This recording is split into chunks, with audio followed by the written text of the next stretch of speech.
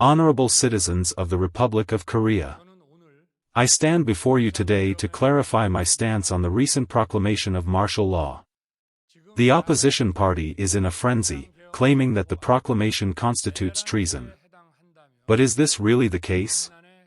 Who is truly responsible for the paralysis of state affairs and the disruption of constitutional order in our nation?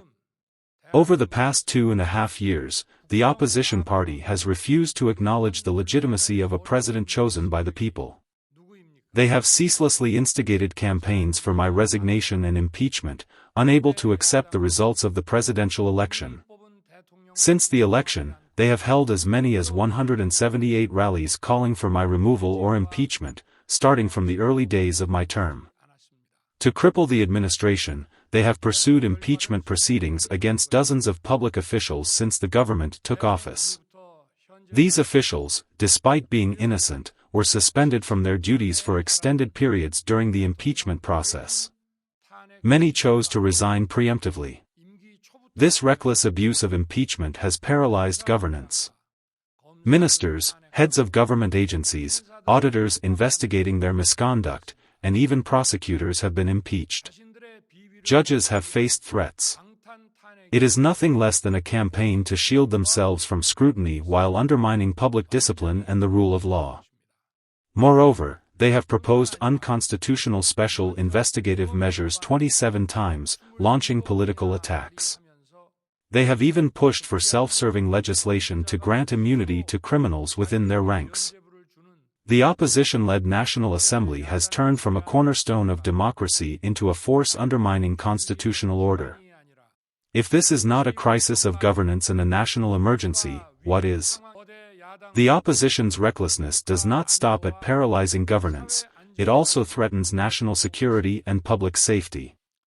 In June, 3 Chinese nationals were caught using drones to photograph a U.S. aircraft carrier docked in Busan.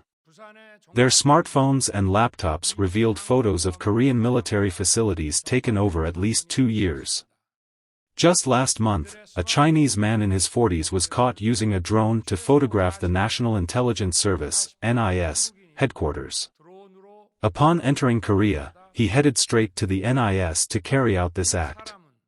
However, under current law, there is no way to prosecute foreign nationals for espionage under the crime of treason.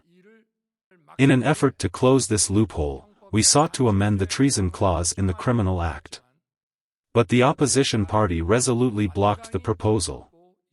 Not content with stripping the NIS of its counterintelligence powers under the previous administration, they have also attempted to abolish the national security law.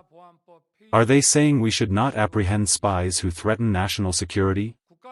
Despite North Korea's illegal nuclear weapons development, missile provocations, GPS interference, and the release of contaminated balloons, the opposition party has either remained silent or sided with the North, undermining the government's efforts to address these threats. They even advocate lifting UN sanctions against North Korea for its illegal nuclear development. Whose interests are they serving? Which nation do they represent? To obstruct law enforcement further, they slashed the budgets for the prosecutions and police's critical investigative operations. These budgets are essential for investigating financial fraud, crimes against vulnerable citizens, drug-related offenses, and counterintelligence cases. Even funding for combating deepfake crimes and supporting public safety has been drastically cut. Is the opposition trying to turn this country into a haven for spies, drug cartels, and organized crime? Aren't these people truly anti-state forces trying to destroy the country? And yet they increased the National Assembly's budget to maintain their own privileges. Crime? The economic situation is also dire. The opposition appears determined to sabotage Korea's growth engines. They have cut essential budgets for supporting the nuclear power industry and slashed 90% of funds allocated for exporting nuclear power plants to the Czech Republic.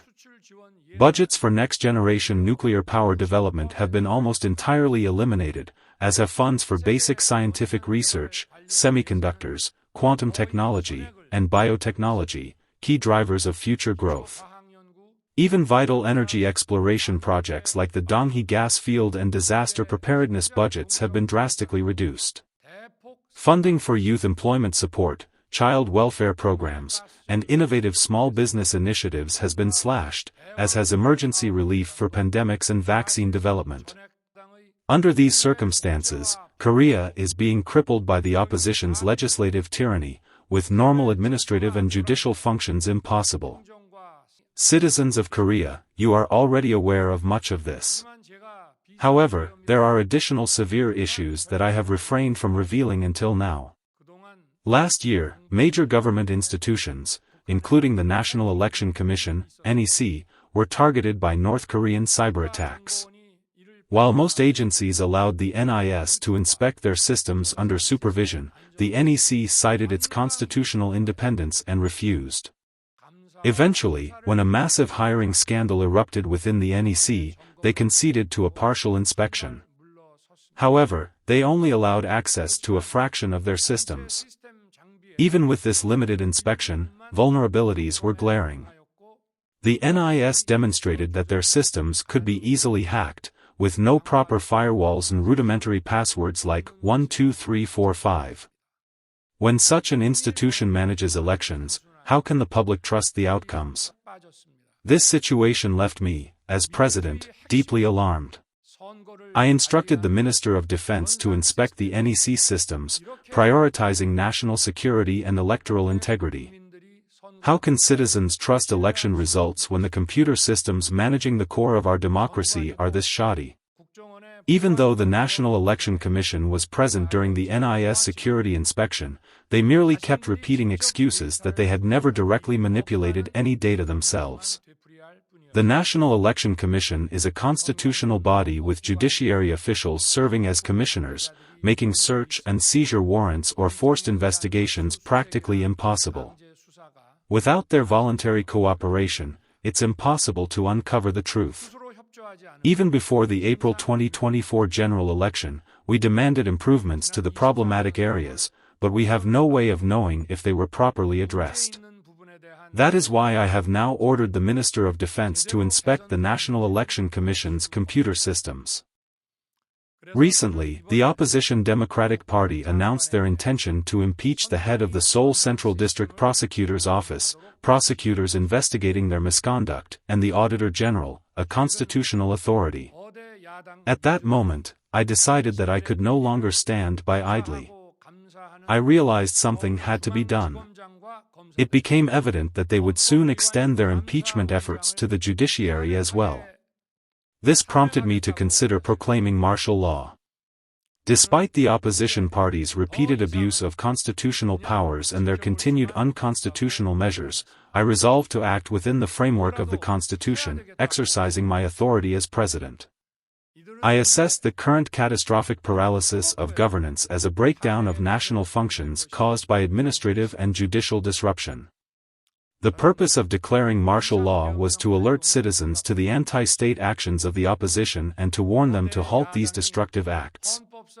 This measure aimed to prevent the collapse of Korea's democratic constitutional order and to restore the normal functioning of state institutions. After lifting martial law on December 4, the Democratic Party announced it would postpone impeachment motions against the Auditor General and the head of the Seoul Central District Prosecutor's Office. I believe this brief imposition of martial law had partially succeeded in delivering its message. However, just 2 days later, they proceeded with the impeachment motions they had claimed to defer. This demonstrated their intent to delegitimize the justification for martial law.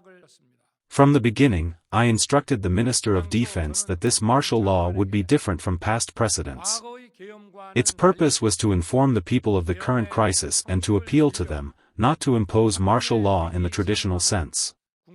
Thus, I ordered the deployment of only a small number of troops required to maintain order.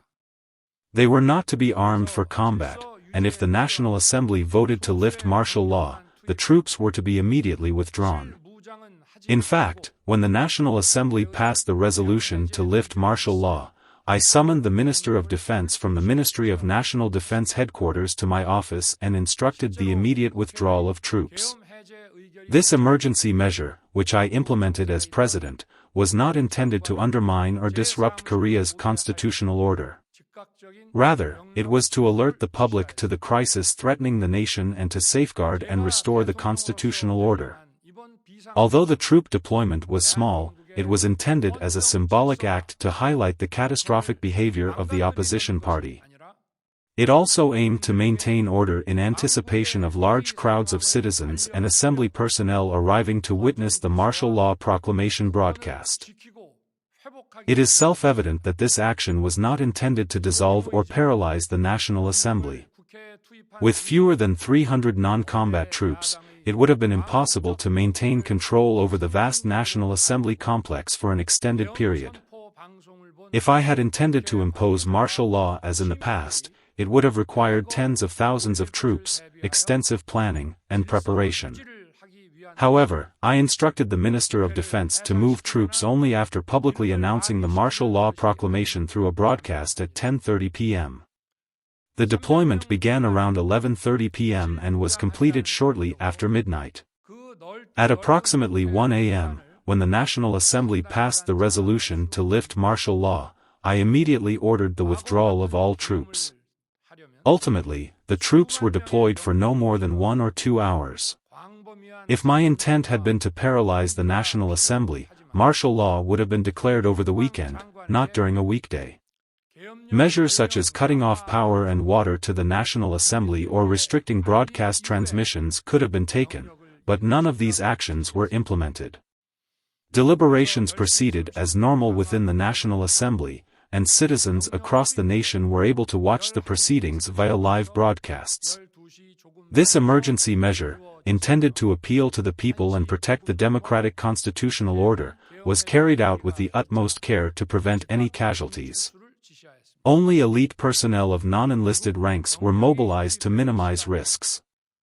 In preparing for martial law, I consulted only with the Minister of Defense. It was only during the cabinet meeting immediately preceding the proclamation that I informed select officials within the presidential office and the cabinet. There were numerous objections and concerns raised from the perspective of their respective responsibilities. However, as president, with a comprehensive view of the nation's affairs, I explained that this measure was an unavoidable necessity under the circumstances. All military personnel involved acted solely under my directive following the announcement of martial law. Therefore, they bear no responsibility for the situation. Let me make this clear, I did not restrict the access of National Assembly members to the Assembly. As a result, numerous lawmakers and citizens were able to enter the Assembly grounds, the main building, and the plenary session hall, where discussions on lifting martial law were held. Despite this, fabricated allegations of treason and insurrection have been spread to unseat the president. Can you truly consider a 2-hour troop deployment as treason? Can maintaining order with a small deployment of troops be regarded as a coup? The opposition's rush to impeachment through deceitful propaganda stems from one reason: their leader faces imminent conviction. To avoid this, they seek to remove the president and force an early election to seize control. This is an attempt to cover their crimes and take over governance, even if it means dismantling the nation's systems. If this is not an act of subverting the constitutional order, what is? I will face impeachment or investigation with dignity. I have already stated that I will not evade the legal or political consequences of declaring martial law. Since assuming office, I have never prioritized personal popularity or preserving my term. Had I done so, I would not have confronted the forces undermining the constitutional order or declared martial law under these extraordinary circumstances. I could not turn a blind eye to the will of the people who elected me. I could not abandon the will of the people. Day after day, the opposition has wielded its majority power to commit legislative overreach and abuse, while focusing solely on shielding themselves from accountability. This is legislative tyranny at its peak. I took action to defend the constitutional order and democracy of the Republic of Korea against these forces.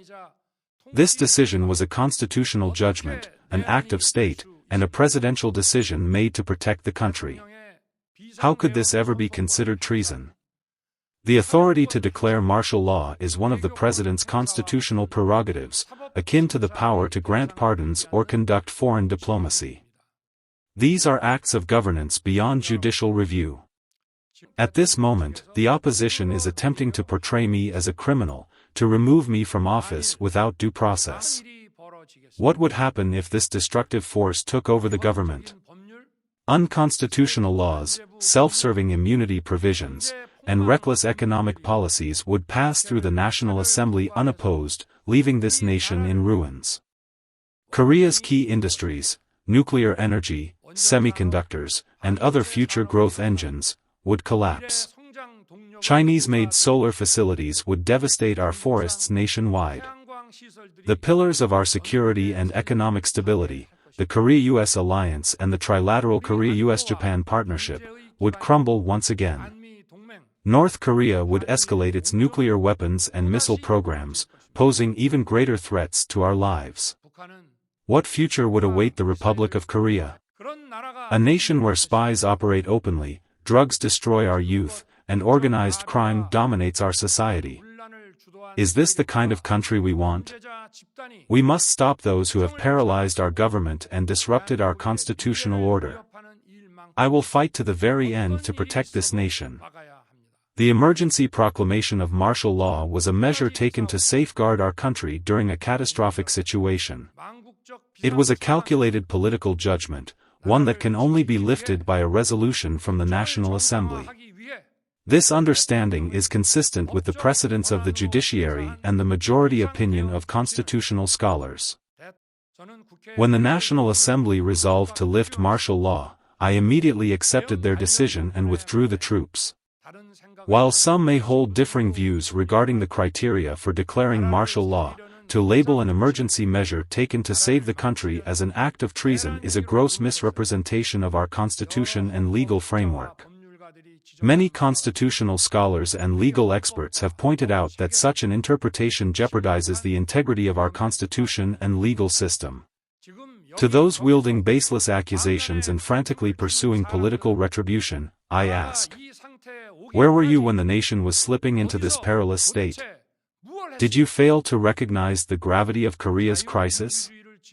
I call on all public officials, in these trying times of national security threats and global economic challenges, remain steadfast in your duty to protect the safety and livelihoods of our citizens. Over the past 2.5 years, I have focused solely on serving the people. I have fought against injustice and tyranny disguised as democracy to protect and rebuild our democratic values.